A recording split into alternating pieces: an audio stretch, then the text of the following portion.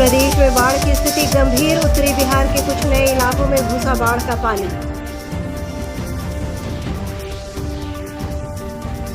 प्रदेश में टीकाकरण का काम तेजी से जारी, बाढ़ की आशंका वाले क्षेत्रों में प्राथमिकता के आधार पर किया जा रहा है टीकाकरण। डीडी बिहार पर 28 जून से पहली से 5वीं कक्षा तक के विद्यार्थियों की लगेगी पाठशाला।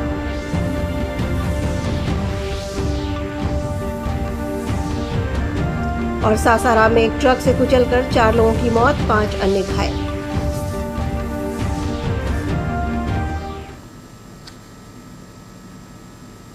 नमस्कार, स्वागत है आपका इस बुलेटिन में। अभी तक की खबरों के साथ मैं अंशु अवस्थी। अब खबरों पर विस्तार से नजर डालते हैं। नेपाल की तराई और गंडक नदी के जलग्रहण क्षेत्रों में लगातार हो रही बारिश के कारण गंडक नदी के जलस्तर में बढ़ोतरी का सिलसिला जारी है। गंडक नदी में जलस्तर बढ़ने के बाद गोपालगंज जिले के सदर, माझागढ़, बैकुंठपुर और सिधवलिया प्रखंड के तटवर्ती दर्जनों गांव में बाढ़ का पानी प्रवेश कर गया है। गांव में पानी प्रवेश कर जाने से विस्थापित परिवार सड़क, तटबंध और दूसरे सुरक्षित स्थानों पर शरण ले रहे हैं। प्रशासन की टीम बाढ़ प्रभावित क्षेत्रों में बचाव कार्य में जुटी हुई है। ये कले से पैमाला बने सन। तो खाना कहाँ खाते हैं, रहती कहाँ आप लोग? खाना सुखलो पकल खा कर रहा तनी से ना होता, किन के भुजा सतुआ था वो खा कर रह जाता आदमी, क्या करे। इधर पश्चिम चंपारण जिले में लगातार हो रही बारिश से फसलों को नुकसान हुआ है। धान की रोपनी के लिए लगाए गए बिचड़े पूरी तरह से पानी में डूबने से सड़ गए हैं। गन्ने की फसल में भी पानी प्रवेश कर जाने से किसानों को चिंता सताने लगी है कि अगर इसी तरह बारिश होती रही तो गन्ने की फसल भी बर्बाद हो जाएगी। वहीं जिले के सिकरहना, गंडक, नारायणी, पंडई, रमरेखा, हड़बोड़ा और भापसा सहित सभी नदियों का जलस्तर बढ़ गया है, जिससे जिले के दर्जनों गांवों में बाढ़ का पानी प्रवेश कर गया है। प्रभावित है और 200 हेक्टेयर जमीन जो है यहाँ पे पूरी तरह से यहाँ का फसल जो है, धान का बीज जो गिराया था, वो गन्ना का जो फसल लगा था वो सभी नष्ट हो गया है। लेकिन अभी तक प्रशासन या उच्चाधिकारी लोग कोई सुधि लेने वाला अभी तक नहीं है। स्थानीय प्रशासन, जिला प्रशासन कोई सहयोग आम पब्लिक आने जाने वाले राहगीर के लिए न नाव का व्यवस्था है, न आने जाने के लिए कोई यातायात का व्यवस्था किया गया है। बहुत सारे राहगीर हैं जिसको रामनगर जाना है, नरकटियागंज जाना है, बहुत परेशानी में अपना माने जा रहे हैं। कैसे प्रदेश में कोरोना से बचाव के लिए टीकाकरण का काम जोरों से चल रहा है। पटना में बिहार इंडस्ट्रीज एसोसिएशन द्वारा 2 दिवसीय वैक्सीनेशन कैंप का आयोजन किया गया है। इस कैंप में सुबह 11 बजे से शाम 4 बजे तक टीका लगाया जा रहा है। संवाददाताओं से बातचीत करते हुए कोतवाली थाना प्रभारी सुनील कुमार सिंह ने कहा कि कोरोना से बचने के लिए टीकाकरण ही एकमात्र उपाय है।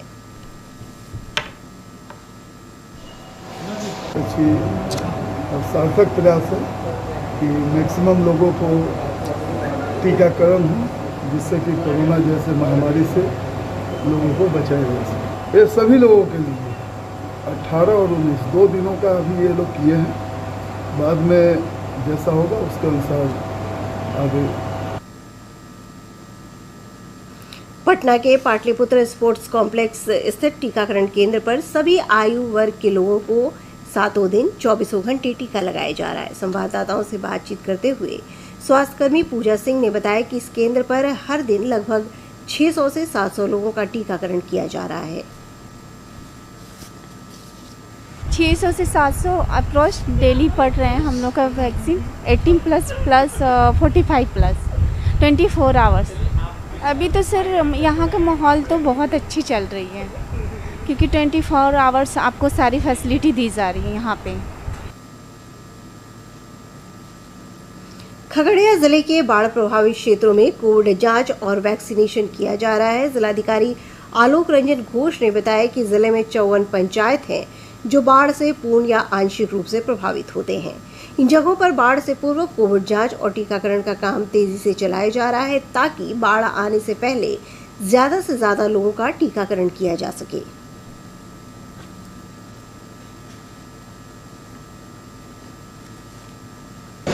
ऐसे बाढ़ग्रस्त क्षेत्रों में जब बाढ़ आएगी आने वाले दिनों में, तो वैसी परिस्थिति में उनका टीकाकरण कराना या टेस्टिंग कराना काफ़ी कठिन होगा।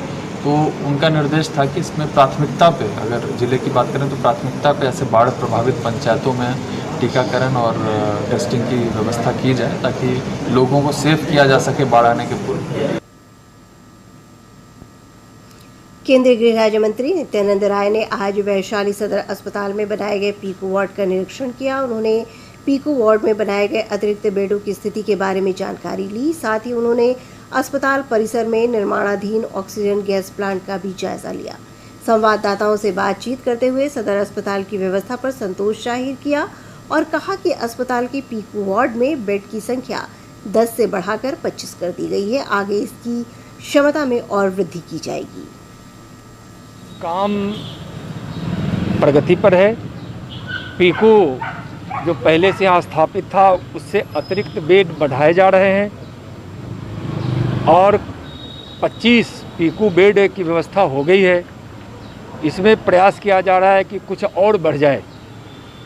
जो यहाँ अब नए भवन तुरंत बनाकर पीकू बनाने में चूँकि जो अनुमान लगाया जा रहा है उस हिसाब से नहीं बन सकता है, लेकिन इस कैंपस में और अधिक पीकू वार्ड बढ़ाने का प्रयास सीएस साहब कर रहे हैं।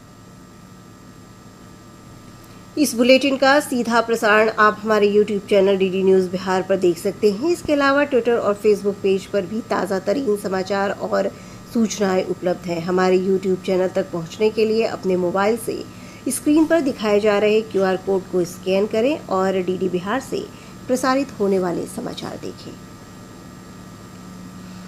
बेटियां ईश्वर का वरदान होती हैं, लेकिन देश के कई हिस्सों में बेटियों के प्रति लोगों की सोच अभी भी नहीं बदली है। इस कारण अक्सर नवजात बेटियों के यत्र तत्र पाए जाने की खबरें आती रहती हैं। सहरसा में ऐसे ही एक दंपति ने साक्षी को अस्पताल के बाहर छोड़ दिया था, लेकिन मुंबई के एक दंपति ने उसे गोद लेकर एक उदाहरण प्रस्तुत किया है। एक रिपोर्ट। नन्ही साक्षी को नए माँ बाप मिल गए हैं। सहरसा के एक अज्ञात दंपति के घर 3 माह पहले जन्मी इस बच्ची को उसके माँ बाप ने बेटी जानकर अस्पताल के बाहर इस झूले में छोड़ दिया था। बच्ची के लावारिस पाए जाने पर अस्पताल कर्मियों ने उसे सहरसा स्थित दत्तक केंद्र में भिजवा दिया, जहां इस प्यारी सी बच्ची को साक्षी नाम मिला। इसी बीच मुंबई के एक दंपति जिन्हें शादी के 10 साल बाद भी कोई संतान नहीं हुई थी, उन्होंने 3 वर्ष पहले एक बच्ची को गोद लेने की नीयत से दत्तक केंद्र पर रजिस्ट्रेशन करा रखा था। दत्तक केंद्र ने गोद लेने की सभी कानूनी प्रक्रियाओं को पूरा करवाकर साक्षी को मुंबई के इस बैंकर दंपति को गोद दे दिया। बच्ची को पाकर मिसेस कोयल हो भावुक हो गईं। हम शब्दों में बयान नहीं कर सकते, इतनी खुशी हो रही है हम लोग को और हम लोग के परिवार को, क्योंकि हम लोग का पूरा परिवार और हम लोग भी इतने साल से वेट कर रहे थे।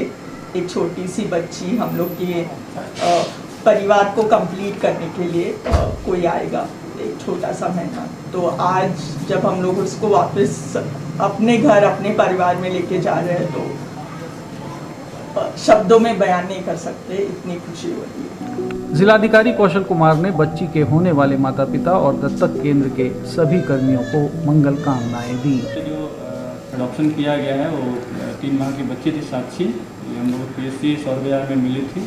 ऐसे 3 महीने से देखभाल दत्तक संस्थान में चल रहा था। आज बड़े खर्च का दिन है कि आज एक दंपति के द्वारा उन्हें गोद लिया गया है और वो मुंबई से आए हैं, HSBC बैंक में काम करते हैं और इसके लिए सभी दत्तक संस्थान के सभी कर्मी और सामाजिक सुरक्षा प्रोत्साहन के सभी अधिकारी बधाई के पात्र हैं। हम बच्ची के और दोनों माता पिता जो भी हैं हुए हैं उन सभी के मंगल में कामना करते हैं, उन्हें बधाई देते हैं। सहरसा स्थित दत्तक केंद्र से अब तक 50 बच्चों को लोगों ने गोद लिया है, जिनमें 9 विदेशी दंपति भी शामिल हैं। सहरसा से आनंद कुमार झा की रिपोर्ट, दूरदर्शन समाचार, पटना। आगे बढ़ते हैं। पूर्वी चंपारण जिले के आबादी क्षेत्र में भटक कर आए एक बाघ को वन कर्मियों ने सुरक्षित जंगल में छोड़ दिया है। पिछले 4 दिनों से इलाके में भटक रहे बाघ को राघोपुर सरेह गांव से पकड़ा गया। बाघ सबसे पहले पकड़ी दयाल के डुमरबना गांव के मक्के के खेत में दिखाई दिया था। उसके बाद ग्रामीण दहशत में थे। ग्रामीणों की सूचना पर वाल्मीकि नगर टाइगर रिजर्व से आई विशेष टीम ने इसे पकड़ लिया। वन प्रमंडल पदाधिकारी प्रभाकर झा ने जानकारी देते हुए बताया कि बाघ काफी बड़ा है, जिसका वजन लगभग 250 किलो है।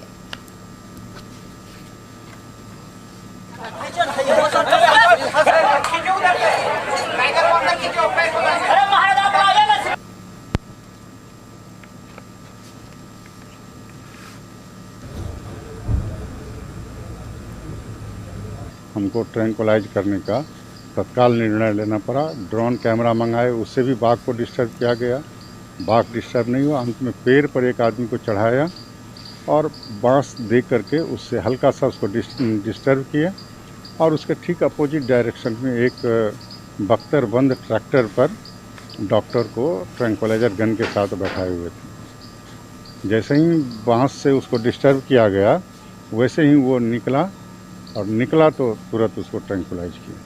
लेकिन बाघ इतना बड़ा था कि डबल डोज देने के बावजूद 20 मिनट करीब लगा उसको बेहोश होने में और तुरंत उसको हम लोग ले आकर के फिर टाइगर प्रोजेक्ट VTR में भेजे। दूरदर्शन बिहार पर 28 जून से पहली से 5वीं कक्षा तक के विद्यार्थियों की पाठशाला लगेगी। छठी से 12वीं तक के विद्यार्थियों के लिए अभी सुबह 9 से 12 बजे तक कक्षा चल रही है। प्राथमिक शिक्षा के निदेशक डॉक्टर रंजीत कुमार सिंह ने बताया कि 28 जून से अपराह्न 3 से 5 बजे तक प्राथमिक कक्षा के बच्चों के लिए DD बिहार पर कक्षा चलाने का फैसला किया गया है। मेरा विद्यालय मेरा दूरदर्शन के द्वारा बच्चों को पढ़ाया जा रहा है। हालांकि यह रीच जो है कम है, लेकिन आप सभी जानते हैं कि ग्रामीण क्षेत्रों में भी 90% जो गरीब लोग हैं उनके पास भी स्मार्टफोन है। फैमिली हेड के पास तो फ़ोन ही है, जहां पे हम लोग अभी दीक्षा ऐप के माध्यम से भी कई कोर्सेज लॉन्च कर रहे हैं, जिसका हम लोग का उद्देश्य यह है कि शिक्षक जो सीखे वो बच्चों तक पहुंचाए। रोहतास जिले के शिवसागर के बमहौर में एक अनियंत्रित ट्रक ने 9 लोगों को कुचल दिया। इस घटना में 4 लोगों की मौत हो गई, वहीं 5 महिलाएं घायल हो गई। 5 महिलाओं को बेहतर इलाज के लिए पटना रेफर किया गया है। हादसा उस समय हुआ जब ईंट भट्टे पर काम करने वाले मजदूर अपने घर लौटने के क्रम में बमहौर के पास राष्ट्रीय राजमार्ग के किनारे एक लाइन होटल पर रुके थे। ये लोग जैसे ही सड़क किनारे भोजन के लिए ट्रक से उतरे, इसी दौरान एक दूसरी ट्रक की चपेट में आ गए। शिवसागर थाना अंतर्गत बमहौर ग्राम के पास NH2 पर एक ट्रक में इस पर कई लोग सवार थे, लेबर लोग, और नीचे भी उतरे हुए थे। उनको एक दूसरे ट्रक द्वारा तेजी और लापरवाही से चलाकर उसमें धक्का मार दिया, जिससे 4 व्यक्ति की मृत्यु हो गई है और अन्य जख्मियों को इलाज हेतु बाहर भेजा गया। और अब 3 मिनट में 10 खबरें देखते हैं। कोरोना संक्रमण के खिलाफ चलाए जा रहे अभियान में देश में अब तक 27 करोड़ से अधिक लोगों का टीकाकरण किया जा चुका है।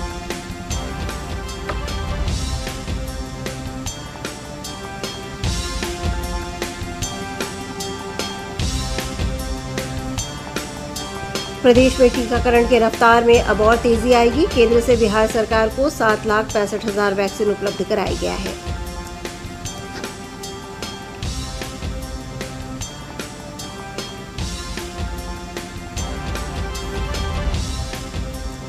मुजफ्फरपुर जिलाधिकारी के आदेश पर स्वास्थ्य विभाग में बहाल 780 दैनिक कर्मियों के सेवा समाप्त करने के 20 घंटे के अंदर उन्हें फिर से बहाल कर लिया गया है।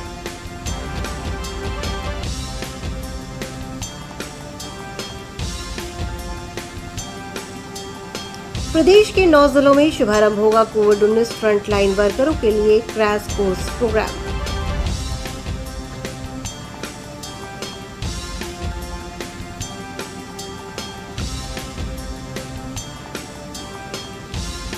कटिहार रेल मंडल में तेजी से चलाया जा रहा है टीकाकरण अभियान। लगभग 70% रेल कर्मियों का हो चुका है टीकाकरण।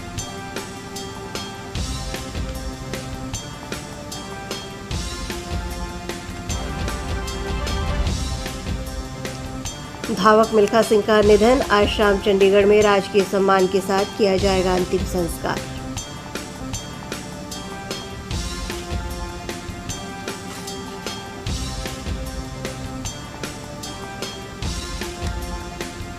कांग्रेस के वरिष्ठ नेता राहुल गांधी के जन्मदिवस के अवसर पर प्रदेश कांग्रेस कार्यालय सदाकत आश्रम में जरूरतमंदों के बीच राशन किट का वितरण किया गया।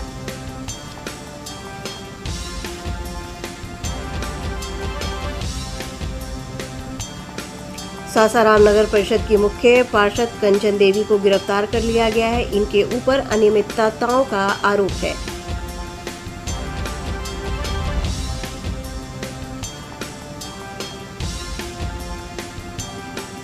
एनएमसीएच की आउटडोर सेवा फिर से सामान्य मरीजों के लिए चालू हो गई है। आज से आईजीआईएमएस पटना में भी अन्य बीमारियों का इलाज शुरू हो जाएगा।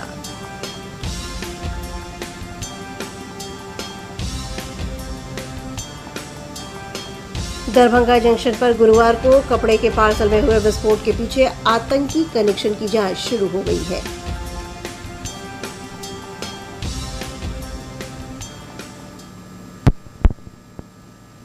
अंत में सुर्खियों पर एक नजर फिर से डालते हैं।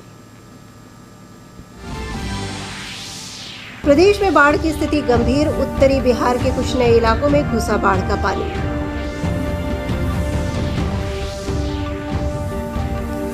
प्रदेश में टीकाकरण का काम तेजी से जारी, बाढ़ की आशंका वाले क्षेत्रों में प्राथमिकता के आधार पर किया जा रहा है टीकाकरण।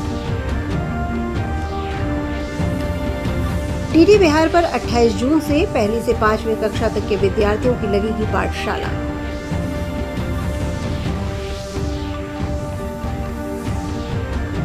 और सासाराम में एक ट्रक से कुचलकर 4 लोगों की मौत, 5 अन्य घायल।